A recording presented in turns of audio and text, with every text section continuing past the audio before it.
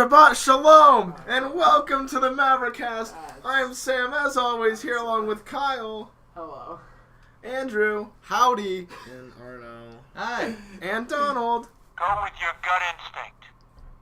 No, that's it? That's it? Wow, Okay. that's pretty... That's I think we need another one to start this. Let's see. Always maintain your momentum. Thank you, Okay. Donald. Well, we don't have a lot of momentum, so I What guess... did Donald become a physicist? I don't, yeah, what stays in motion stays in... Wait. An object in motion tends to stay in motion. Tends to. Ha! Got you. I didn't do well in physics. Okay. Me neither. So yeah. So today is December 1st. This is being pre-recorded, obviously, because it is finals week right now, in the future when you're listening to this, and we have other things to do. So, and I'll be in New Jersey because I'm so popular. So today's episode, since Hanukkah comes before Christmas this year.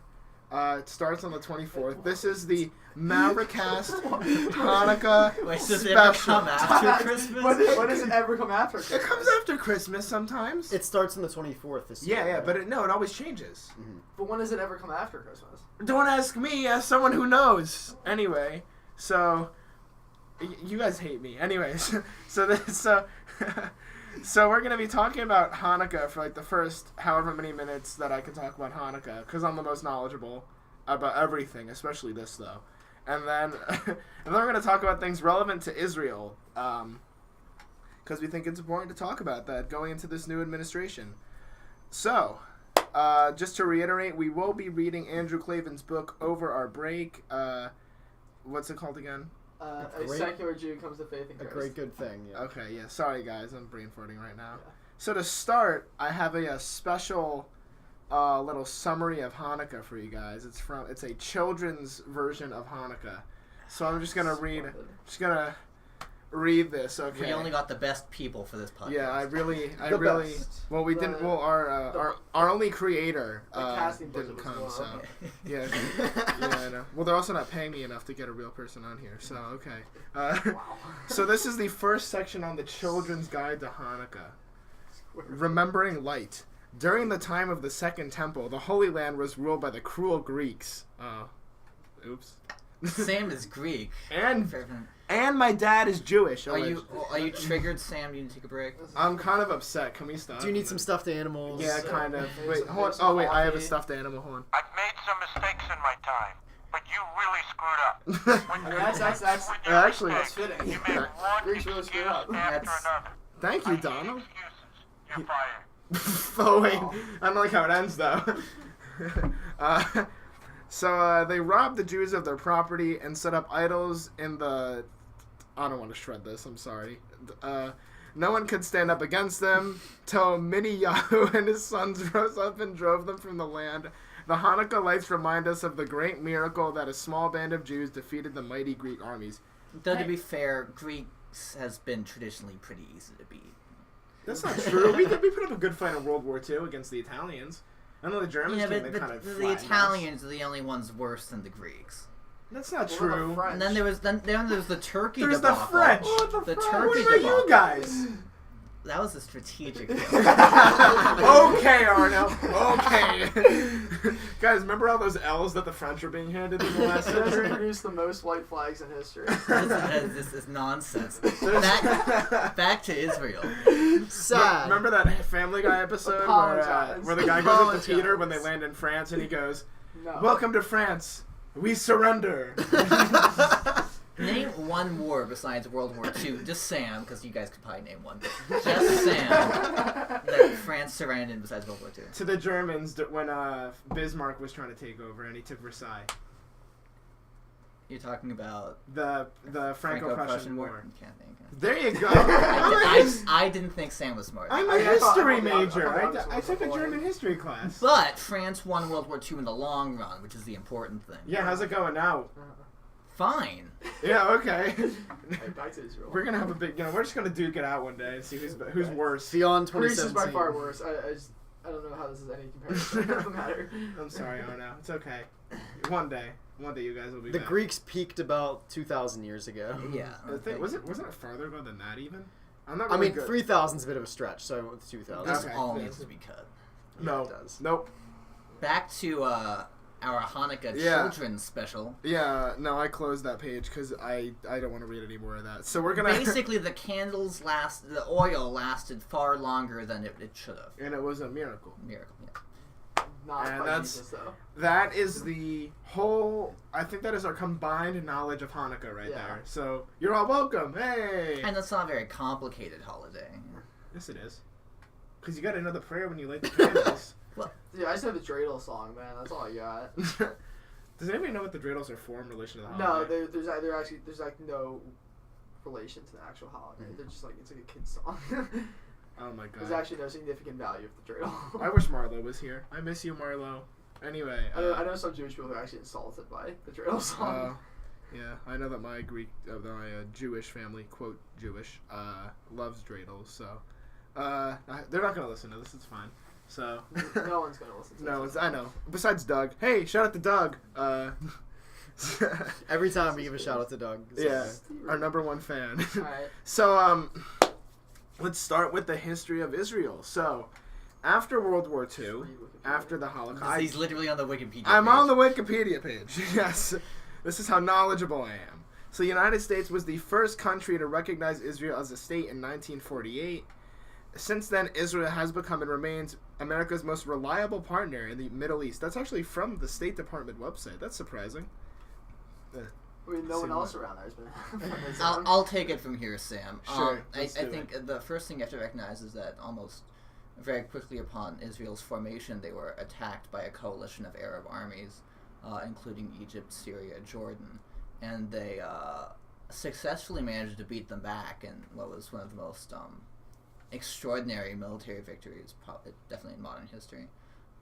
Economically, Israel has been very successful. They've succeeded where the Arab nations have failed. You've heard the expression, they've made the desert bloom, and that's true. Israel's used water very, very effectively. They have agriculture. They are able to grow their own food, and I believe they actually export food sometimes too. So they've become very economically successful. That has not been the case for Palestine, though. They have not benefited from that success, and they've always been stagnant, you know. In their current day, their tech economy is absolutely booming. I mean, people have called it the Silicon Valley of the Middle East, and I think it's exactly true. I mean, a lot of hardware, even for MacBooks, I think especially, is made in Israel. Mm-hmm. So I know. I mean, obviously, when you talk about Israel, you mentioned Palestine.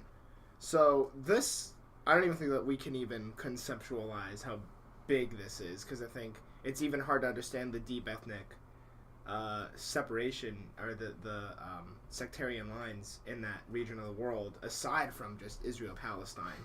Because, I mean, this whole thing just goes to the broader Jewish versus Muslim and Christian and all these religions that pretty much were based at the same part of the world. And then, correct me if I'm wrong, and nowadays, it's, since the formation of the State of Israel, there's pretty much been non-stop fighting between Israel and what was Palestine. Because Jerusalem and the Holy Lands have tremendous value to all three of the world's major religions. Yeah. And especially the Muslims in the region have a tendency to be very upset that, you know, their sworn enemies, the Jews, are in possession of it now. The Crusades. Yeah, and so some wars worth met: 6-Day War, Yeah. 1967, the Yom Kippur War in 1973, the War of Attrition from 1967 to 1970, and then more recently, even I think it was in the summer of 2014 when a lot of bombing was going back and forth more frequently than usual.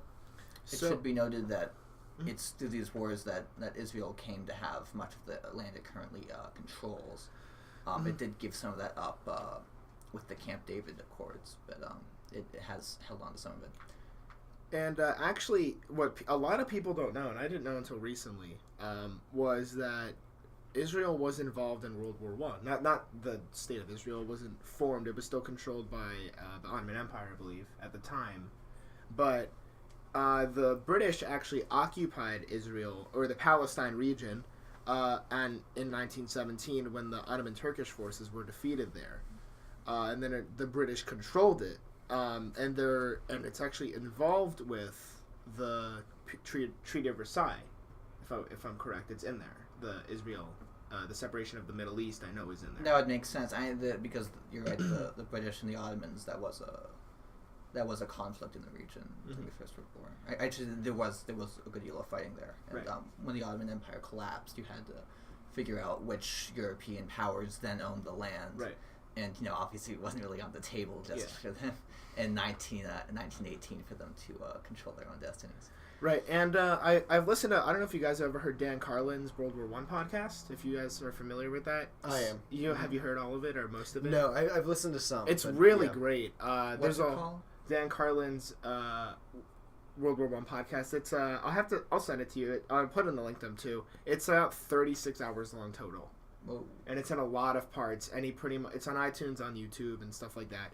And it's pretty much, and he separates. So there's a lot of the European war, obviously, but then he spends pretty much a whole episode on the Middle East.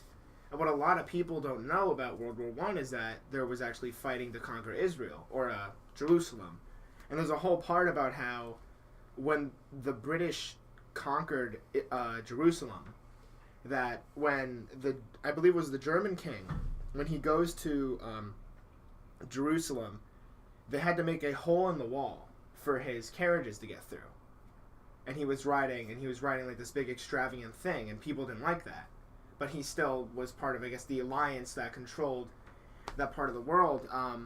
When the British came and they conquered it, and they were handed over Jerusalem, the British commander, I forget his name, stepped off his horse and walked into Jerusalem and was given control, which is a very significant part, just like one of those, like, the ceremonial parts of history that we always think about, like even with Versailles, in terms of European history, how that's a very monumental part of those Germanic-French relations. This was one of those things where it's like, this is a sign of, I guess, respect. And then it was the first time in a very long time that Judeo-Christians, I guess you could say, took over Israel, because it had been conquered by the Muslim population for so long. It was a huge blow to the Ottoman Empire from a symbolic perspective.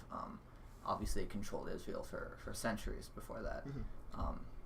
And I think even, I mean, it, like you say, it's a huge blow. I mean, I think what a lot of people don't understand, even with the Israel-Palestine conflict, we have our own lines, in our sectarian lines in society.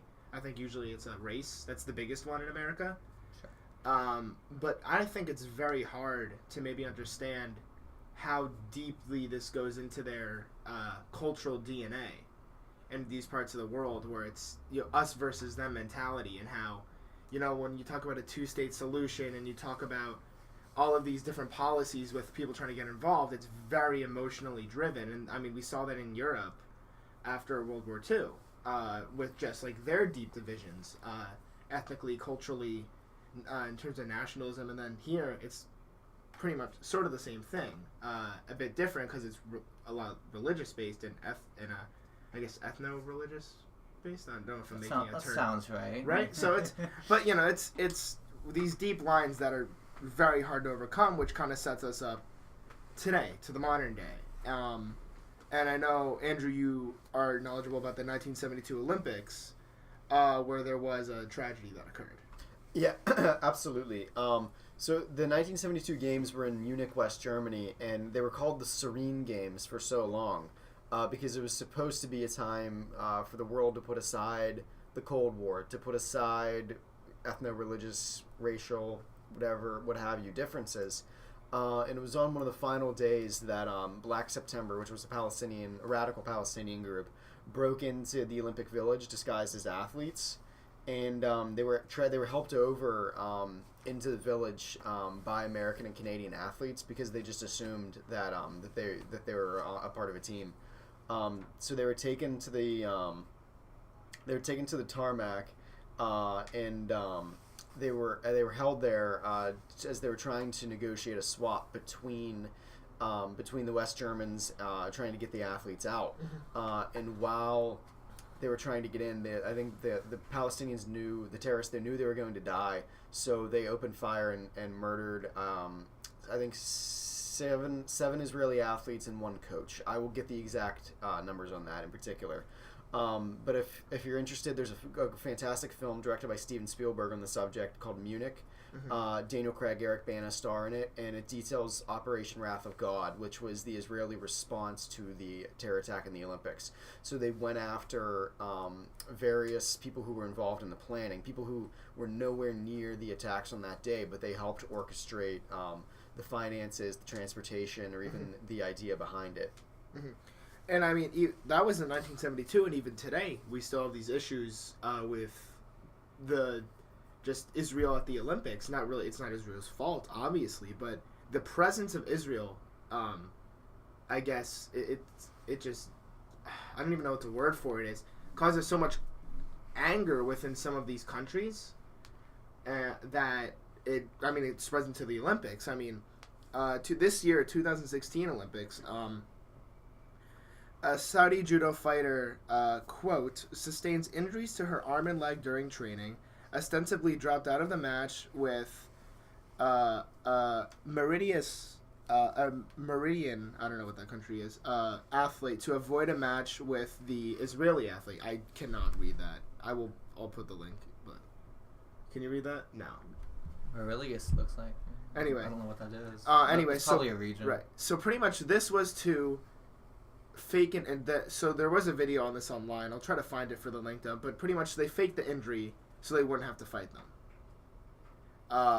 And then there was an Egyptian fighter who fought a Israeli judo fighter, and he refused to shake his hands after the bout. This all is very real, and even if people will say, well, it's just sports, it's just a bunch of people disrespecting each other in sports, but this represents much more than just a bunch of athletes getting mad at each other. This isn't Des Bryant and Josh Norman getting mad at each other. This is representative of a greater international political problem. Yeah. And what have you with no matter where, the Olympics is so much bigger than just sports, and I think that's pretty obvious. Whether there's always politics involved in the Olympics, and there always will be politics involved in the Olympics. 1980, we boycotted the games in Moscow because of the invasion of Afghanistan. 1984, the USSR boycotted the games in Los Angeles for what they perceived as American intervention into the world. In Russia recently had their track and field team banned, and they view that as an act of aggression during the Olympics. And it's so much bigger than anything we can think of. And I think the best microcosm of that is the 1980 Winter Games with hockey. The political pressures put on the Americans and the Soviets it was tremendous. And what? I have the exact statistics. It was 6 Israeli coaches, 5 Israeli athletes, 1 German police officer, and 5 of the Black September members were killed. Black September was the Palestinian terror group. Okay. Yes. So on that note about just Israel's problems with others in the world, on the sports stage, on the actual political stage, what's been very relevant in the past, let's say year and a half, 2 years, has been the Iran deal. And I think a lot of people, when people think of the Iran nuclear deal, I think a lot of people are only thinking it's us and them, just those 2 countries. But there's a lot more countries and there's a lot more at play at this deal than a lot of people think. Now, from what I understand, is that this is a deal that, in theory, would prevent Iran from getting a nuclear weapon. I have the general provisions up. I just want to go over them. Sure, let's go through. The deal was between the Republic of Iran, the Islamic Republic of Iran, and the E3/EU+3, which is China, France, Germany, the Russian Federation, United Kingdom, and the United States, as well as the European Union in general.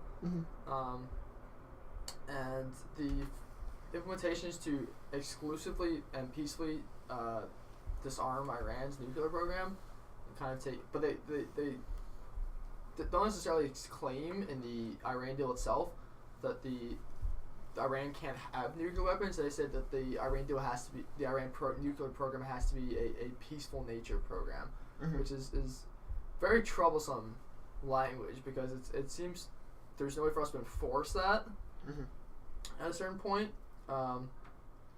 there's also and another provision also says that Iran will never seek, develop, or acquire any nuclear weapons, but it doesn't say anything about what they already have. It also suggests that nuclear energy is allowed back in Iran after being sanctioned away from the country. So some of these points in the Iran deal and some of the main controversies of it, especially with the Congressional House Committee on the Iran deal, found that a lot of these are not enforceable points, and a lot of these we're making side deals on. Right.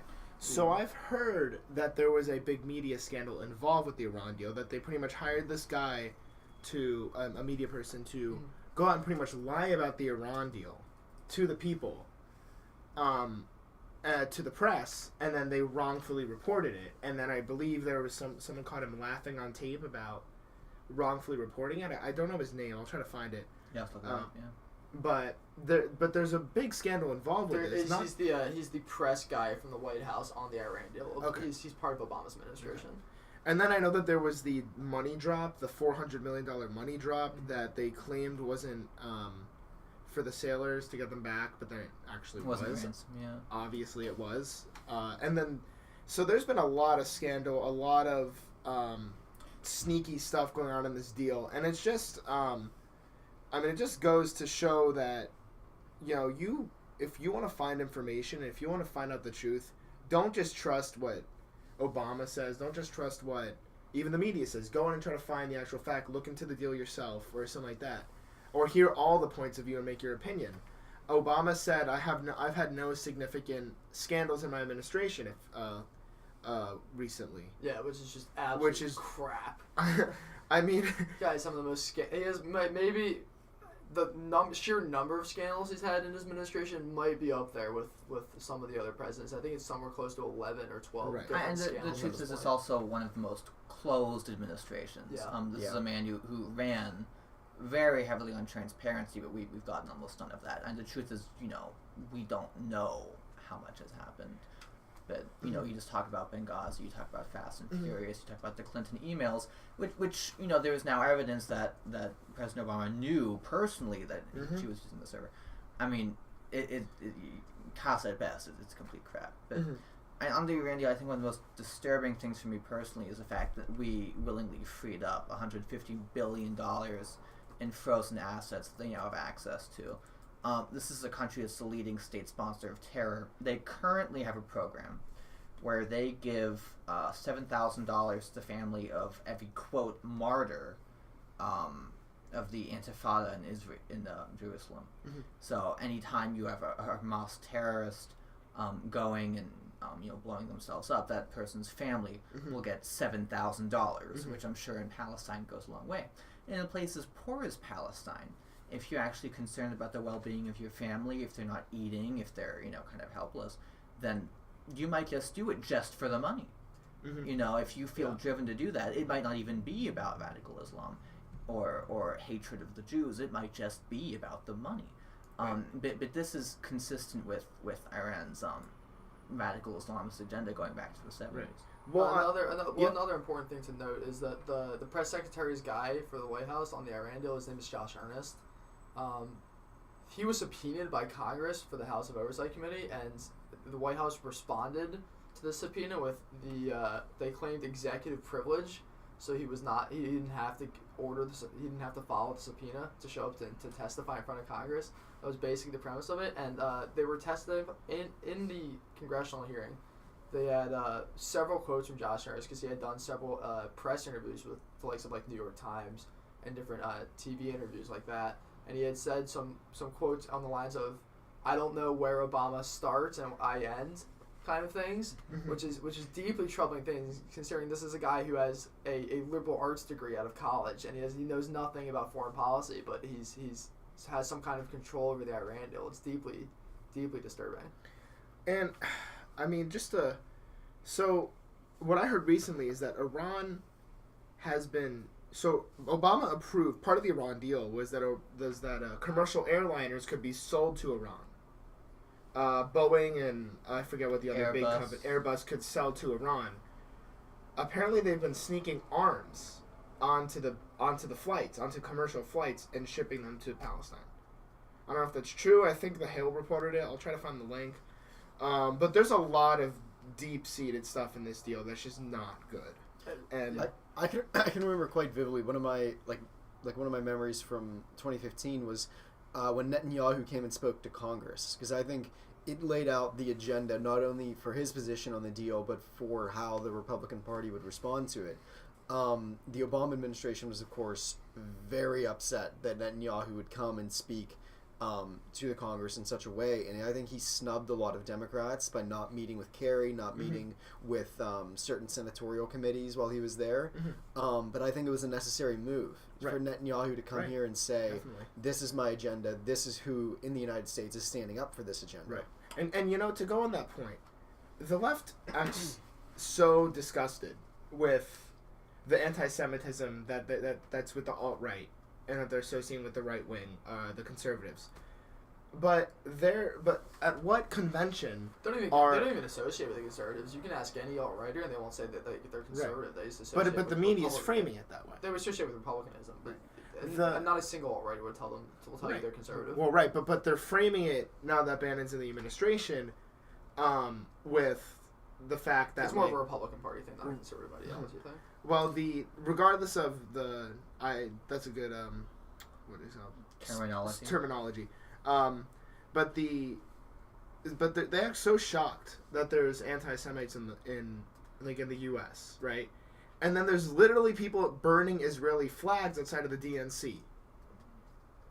Where they didn't have a single American flag there too. Right. So why are you so concerned about anti-Semitism, and then people who I assume support you, because they're there, because they're protesting for things that you support, are outside of your convention burning Israeli flags. Well, we talked yesterday about the left's reaction to Fidel Castro. I mean, you could write a whole book about the left's reaction to things. Right. But you talk about their reaction to the latest flare-up between Israel and Palestine last year, or was it before last year? It was 2014. 2014, that's it, yeah. And you literally had Hamas terrorists firing rockets from hospitals, schools, apartment complexes to try to redirect Israeli fire to those areas. And then the media and the left throw their hands up in shock that civilians are being killed. Well, of course they are. Hamas's goal is to have as many Palestinian civilians die as possible, and Hamas is elected by the people of Palestine. They are the representatives of Palestine. That's what they were elected to do. I know Ben Shapiro talks about this a lot, about Hamas. He refers to them as a terrorist group. I don't know if we all agree with that. I think that you can have another definition of Hamas. So I agree too. I don't know what everybody's views are. And like you said, putting under hospitals, putting it under schools and stuff like that, and then and I think it was CNN I saw that there was I just remember the imagery of the Gaza Strip, like there was fire on it. It's like, look at all these civilians, and they're so in danger. And I didn't know anything at the time that there were rockets there, or that there was actual military base and people there for Hamas, and it just goes back to like the line with the Iran deal and that coverage, that bad coverage that they're showing, that kind of demonize Israel. Yeah. One thing that I've noticed is that one thing that Obama had sworn on when he was trying to push the Iran deal through Congress was that we were going to have maximum transparency on the deal. You were going to be able to know at any point in time what was going on in Iran with the nuclear program, which is just blatantly not true. I don't think I've heard anything from the Obama administration that Iran deal. No, but we see what they want us to see under the deal. Yeah, and then another person who kind of does these talks on the left's view of Judaism is David Horowitz, and he does a nice job exposing what the left actually thinks of organizations like Hamas. They don't see Hamas as a terrorist group. They see Hamas as almost a civil rights group fighting for the people of Palestine, which is disgusting. And once again, it's all about relativism. You can draw the line to the Castro thing. Yeah, that's what I was thinking too. Yeah. They see the Palestinians as victims, and let's be honest, Palestine's in terrible shape. That's true, but they chose Hamas, and we have to reckon with that. And any solutions we have to come up with, we have to be really conscious of the fact that these are a lot of Palestinians are very angry. They're ready to be violent, but the left is prepared to apologize for that. Mm-hmm. And even just the whole concept of this deal,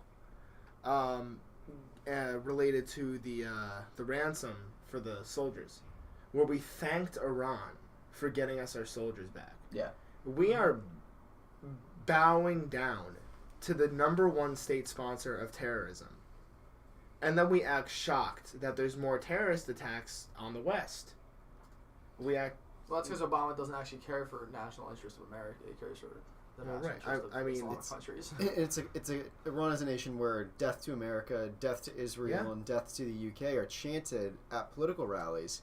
That is not a rational country with with a rational leadership worth trusting. And Ted Cruz and actually Newt Gingrich, they were at this one conference about the Iran deal, and their speeches are online. I'll link them. I've seen them before. And Ted Cruz gives a really great speech on this, where he talks about martyrdom in Islam, and where he says, I bet you that if Iran gets a nuke, they will give up Tehran for Jerusalem or another major city in Israel. They will sacrifice with the nuclear counterstrike one of their cities for something in Israel because of that idea of martyrdom in the culture and in the religion.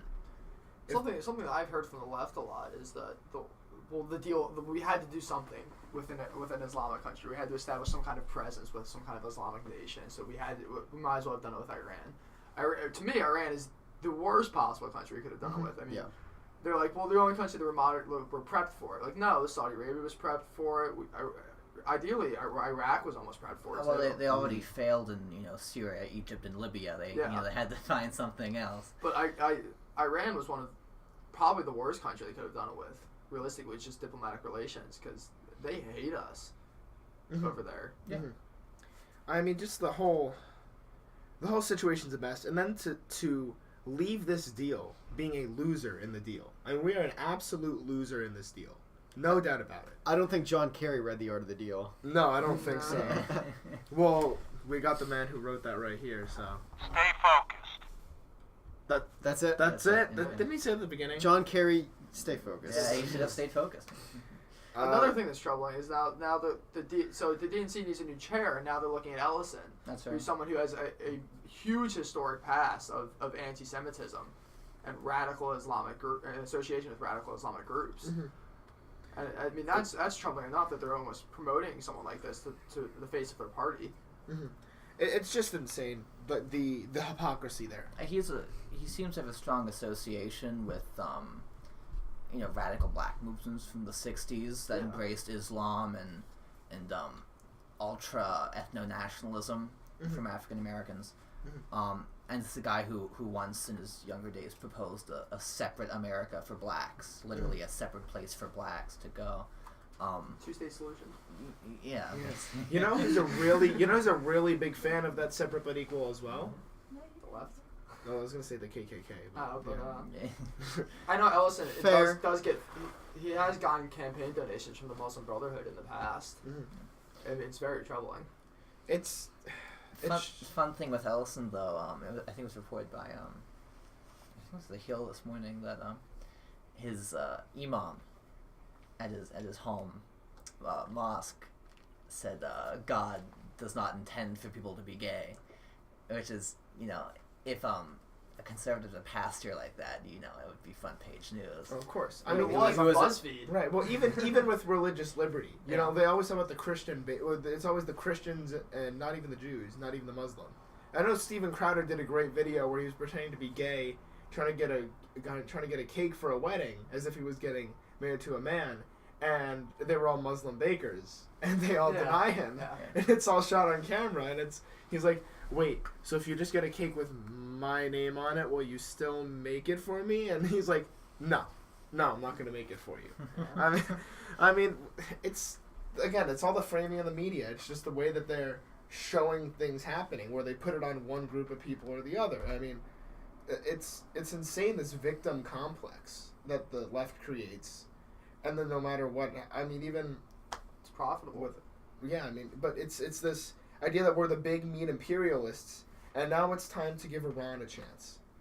And I know we learned about this in world politics. I mean, this, I feel like, goes against everything Obama, in terms of world politics, like the principles of world politics, where nuclear proliferation, I never thought would be part of his ideology, but this is essentially sneaky nuclear proliferation, because in 10 years they'll have the capacity to build a bomb. I think any reasonable person should be able to see that, and that's why it's troubling that they would proceed down this road.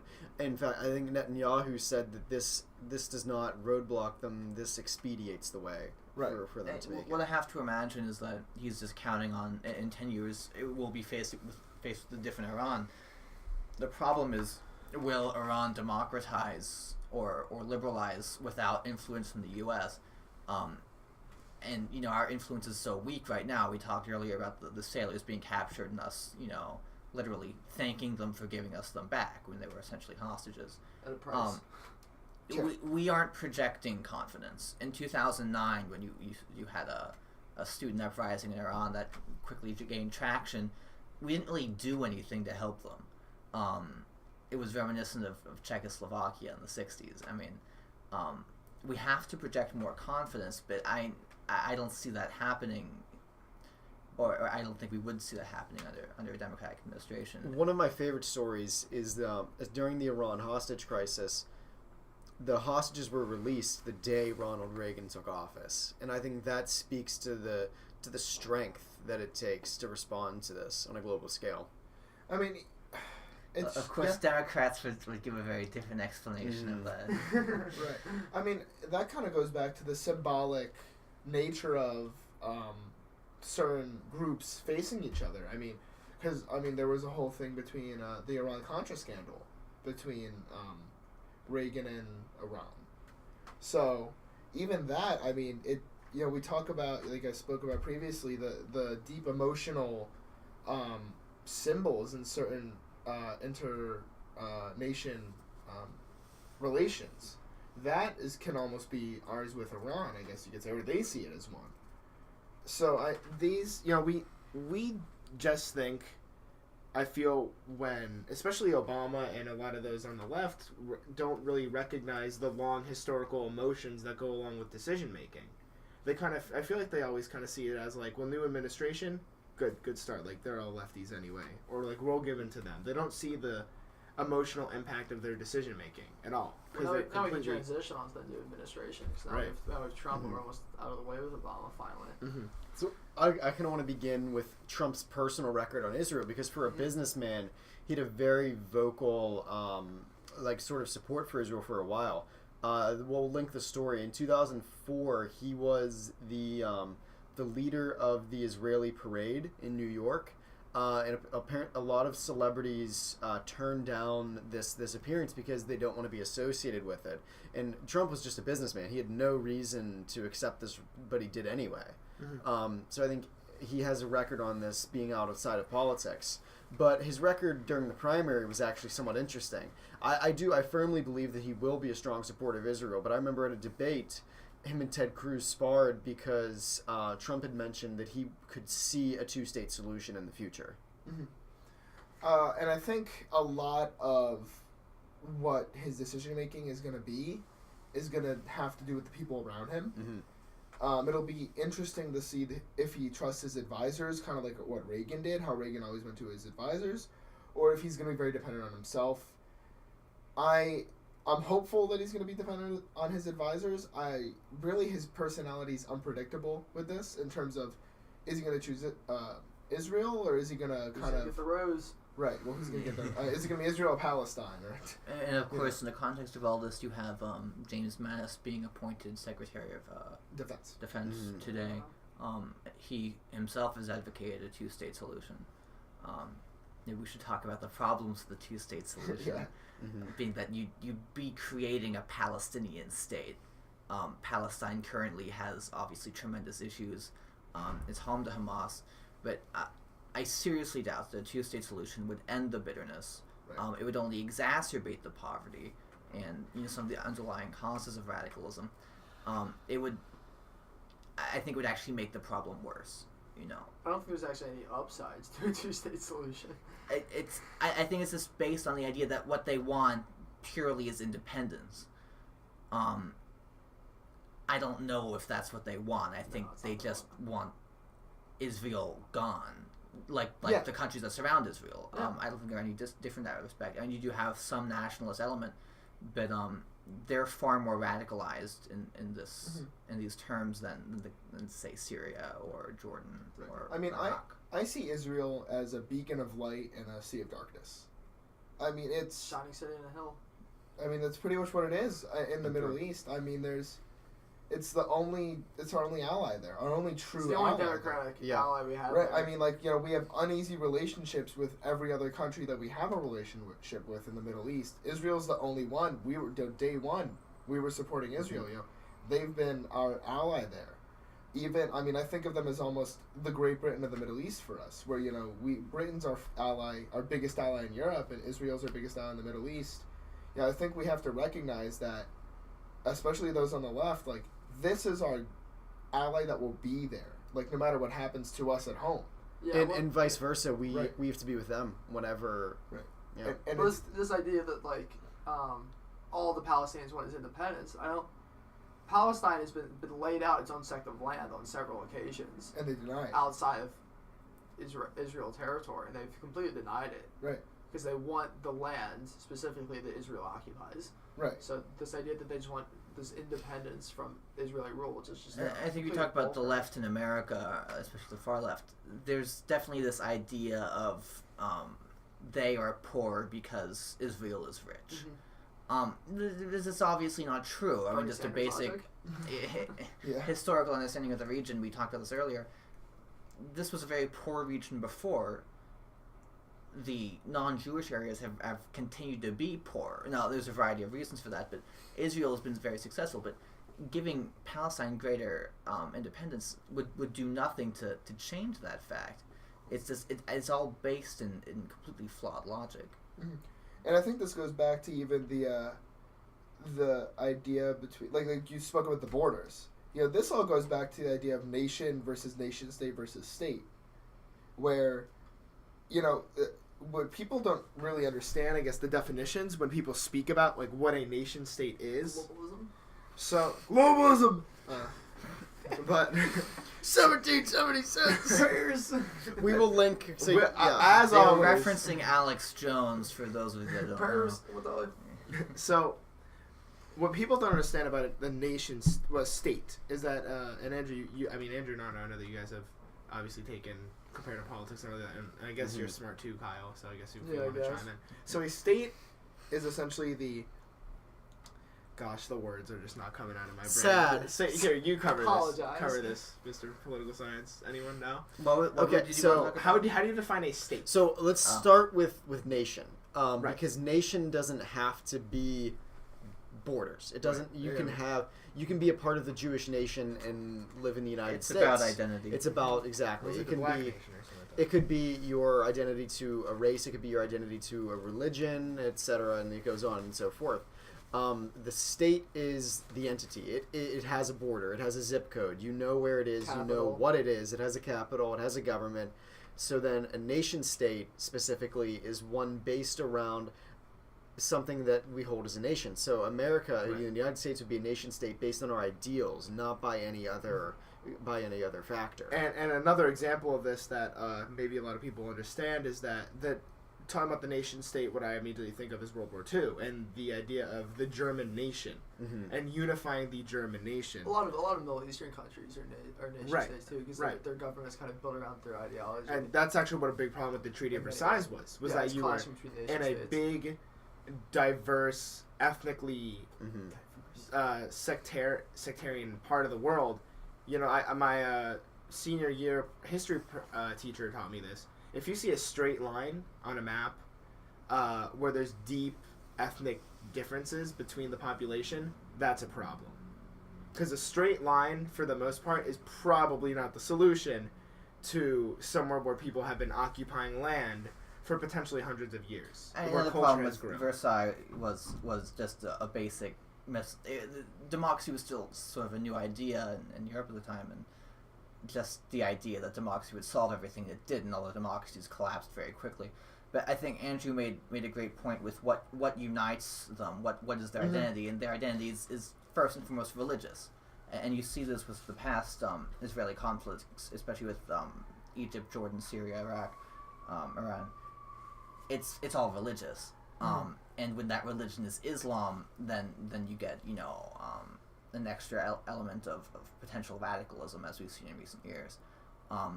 That's one of the big problems, is that what their national identity is not sort of this Palestinian nation. It's about Islam, and if you just look at the way kids in Palestine are educated today, it's all controlled by Hamas. But you look at Hamas preschools, and they literally put on plays about killing the Jewish infidels.